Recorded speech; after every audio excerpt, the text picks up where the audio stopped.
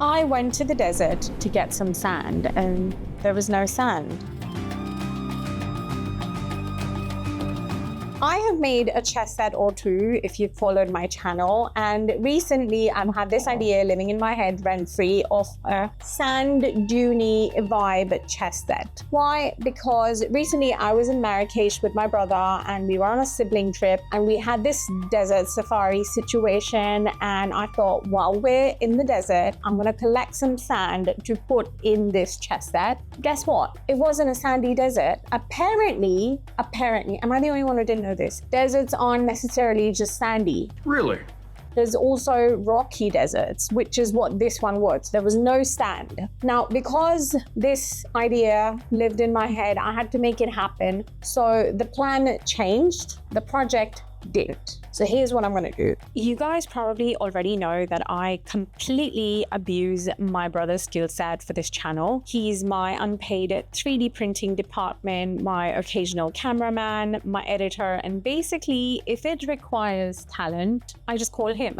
So for this project, I gave him a very specific brief to make me a chessboard that looks like sand dunes, and he has 3D printed this for me, and let's open it up. And can I just say, I think he absolutely understood the assignment. This board that he designed, I'm obsessed. It is exactly what I pictured in my head. These are our little chess pieces that he made, and again, they're really like modern, clean aesthetic, and it ties in the dune aesthetic vibe perfectly. Like, I feel like he nailed this. Now it's on to me to make this project work from here on, because let's face it, he got his job done. First thing I need to do is make a mold of our board, and normally I would reach for silicone, but because this is pretty large, it would take a whole lot of silicone. So I thought, you know what, I'm gonna use alginate instead. If you don't recognize alginate, I have used it on my channel before. It's basically what dentists use to make impressions of your teeth, and I think it's got some other uses as well, and it works really well if you want to make molds of something and you're not as fussed about the detail, because you can lose some of the details sometimes, especially if you're doing something this big. Also, unlike silicone, you can't necessarily use the molds again and again. But in our case, because this is a sand dune inspired situation, I figured like a few imperfections in my mold are only gonna add some more character to this. So I felt like, let's start with alginate and see where we get to. So I've literally just laid down some plastic. I mix a generous batch of alginate. I'm gonna link it for you guys if you guys wanna try this stuff. And basically I've just poured it onto the plastic, and the one that I have is a fast set version, which is mildly terrifying because it literally starts to cure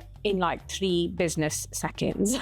So as you saw, it starts off as a pinky color when you first mix it, and then it cures to a white. And like I said, it's literally in a few seconds. So time is of the essence here. Somehow I managed to beat the clock, and I have shoved our 3D print into it at the top. A few moments later. And it's already time to actually get our 3D print out and see what our mold looks like. I mean, this is express mold making right here. Now, I actually think it turned out really well. Again, it's not the kind of finish you would get with silicone, but I feel like the air bubbles here and there, they're just gonna make a rough organic texture for our sand situation. At least that's what I'm telling myself. So I feel like I just want to go with this mold, and we'll see where it takes us. Now comes the part where we can actually mix some resin. As I mentioned earlier, I tried to collect sand from Morocco, and that wasn't the universal plan because they didn't have any. So I'm just going to use some sand that I had at home. And listen, nobody needs to know. This project is inspired by Morocco. It doesn't matter if the sand didn't come from there. No one needs to know that. It's our secret. It'll be our little secret.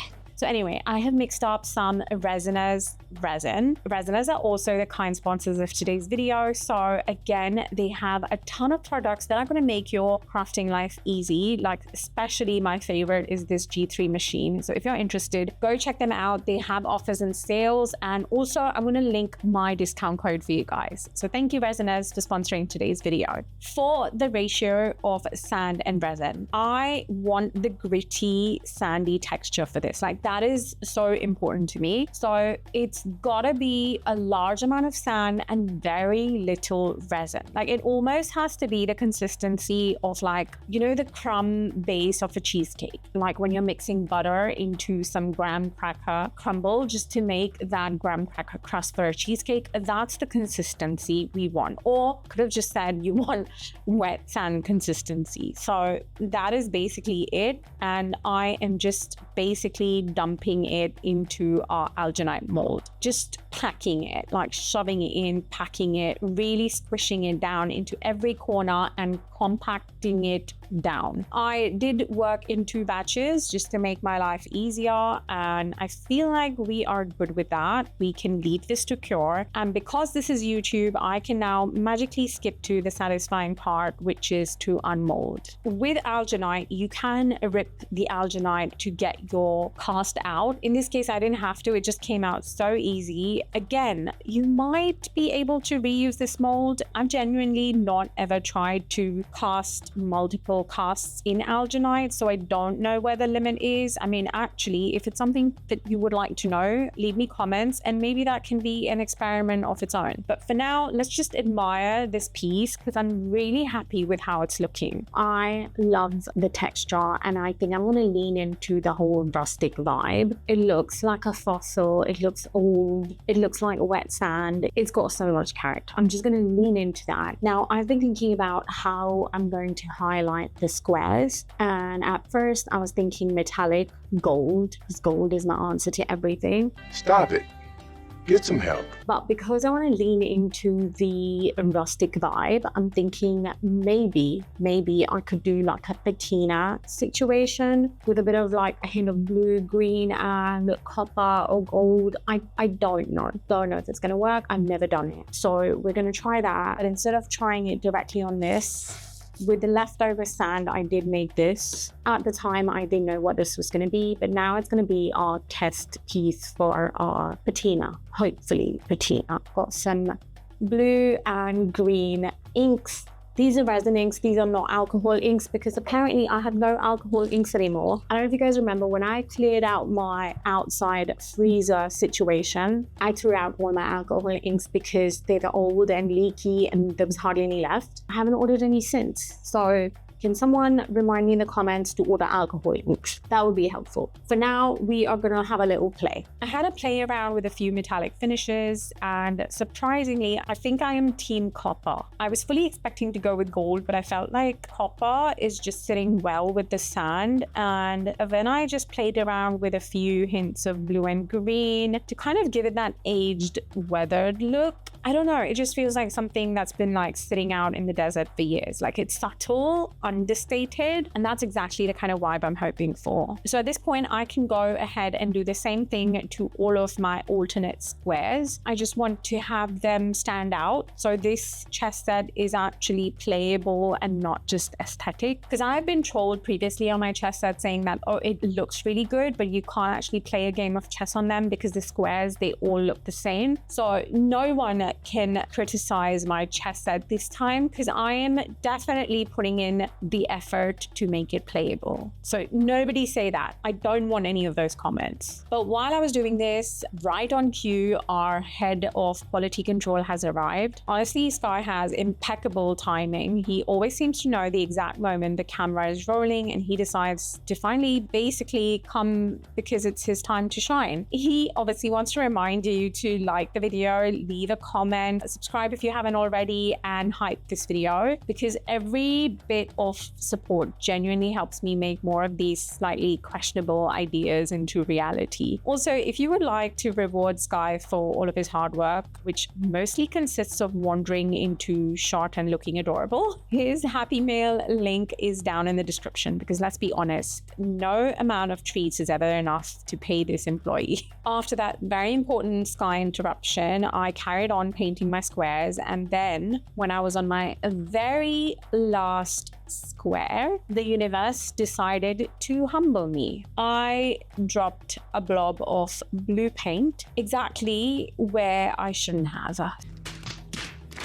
Honestly, I have no words. I obviously tried to wipe it. I threw some alcohol at it. I tried all sorts of things, but because this surface is, well, basically sand, it just drank the paint, like it seeped in and it wasn't coming back out. So at this point, it feels like a future me problem. I don't want to talk about it. We are not going to talk about it. We're just going to carry on. Nobody can see it. You can't see it. We don't discuss it. It never happened. It's as if it never happened. Next, we had to tackle the chest pieces, and I started this time by making some silicone molds of all the pieces. I just figured it would be hard to use alginate for these. These aren't going to take as much silicone, so I just went down the silicone route. I mixed up another batch of resin and sand, but this time it was a whole lot resin, less sand, because I don't think sand alone would be able to get the detail of these pieces that I wanted. So it's definitely a flipped ratio on this occasion. Obviously, I had to make 2 full sets. One is going to stay the natural sand finish, and for the second one, I tried and attempted the same sort of aged copper effect using some spray paint and some blue and green. I mean, I keep calling this patina finish. I really don't know if I'm delivering on it, so let me know in the comments if it's giving. And with that, I am finally ready to show you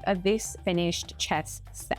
I am ridiculously happy with how this turned out. It has that soft wind-swept look I was hoping for. Like, the whole board has been like carved straight out of the desert itself. The subtle copper catches the light just enough, and I feel like that texture and that little bit of like a hint of the blue and the green, it just gives it that aged, weathered look. I love it. Does it look like I stole it from like an archaeological dig somewhere in the desert? Maybe. I don't know. Let me know in the comments. I like it. Is what I had in my head. Like, I hadn't imagined that I would try and do like a patina situation on this. I thought initially I would do like a dark sand and light sand situation, but then, you know, as you go along, things change, and this is how this went, and I'm not mad at it. It is still actually playable. Like I said, I do not want anyone to say that it's not playable. One can for sure play a game of chess on this, so you know, that in itself is personal growth. So let me know what you think in the comments. I want honest opinions in the comments. I won't be offended. Did I deliver on a sand dune chess set? Let me know what you think. I'll see you in the next one. Bye. I should probably learn to play chess at some point. If you've enjoyed this video, YouTube thinks you will like these too, so go check them out.